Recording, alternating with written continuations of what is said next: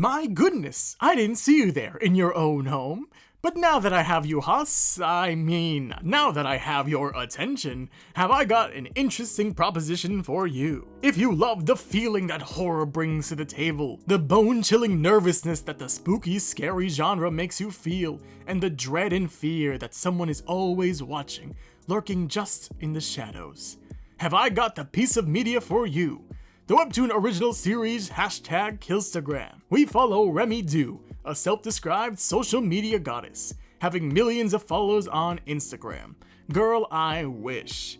But actually, this series might make me regret having that wish, as this series makes you think, who's really following you?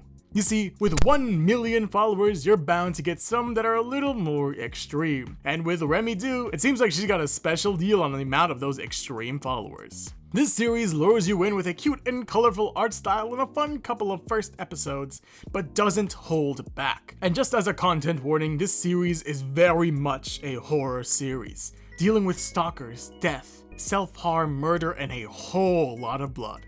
But if that all sounds fine for you, while horror isn't typically my cup of tea, #Killstagram brings a lot of terrifying elements to the table. The biggest one being the idea of stalkers.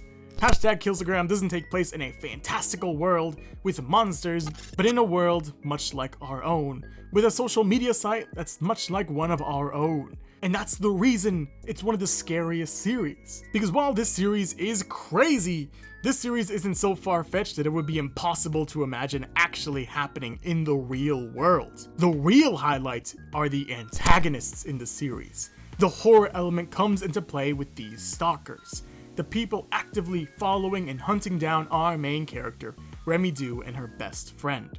These stalkers are all excellently designed, inspiring absolute dread in readers and Remy herself.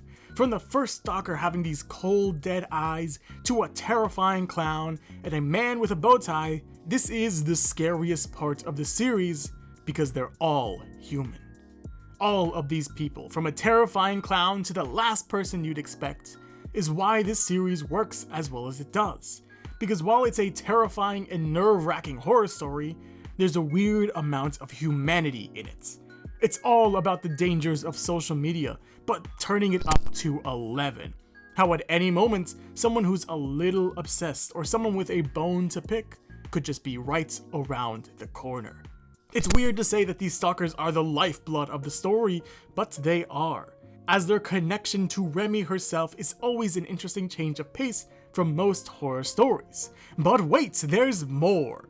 As the twists and turns that this series casually drops makes the drama and trust in the series all the more intense. Who do you trust? Who should the main character trust? Should you trust the doctor she's been working for years? The convenience store worker who's helping her out? The detective who's looking for the stalkers and murderers? In this story, everyone is a suspect. Everyone has their own sus moments. Not to mention Remy's poor past, being abandoned by her parents, and losing trust in everyone but her best friend, someone who goes missing at the start of the series. One of the scariest things in the world is the unknown, because we're uncertain, because we do not know. The unknown means we can't trust it, because we don't know it. And the scariest thing is not being able to trust anything, because what might help us might have a knife ready to stab us in the back.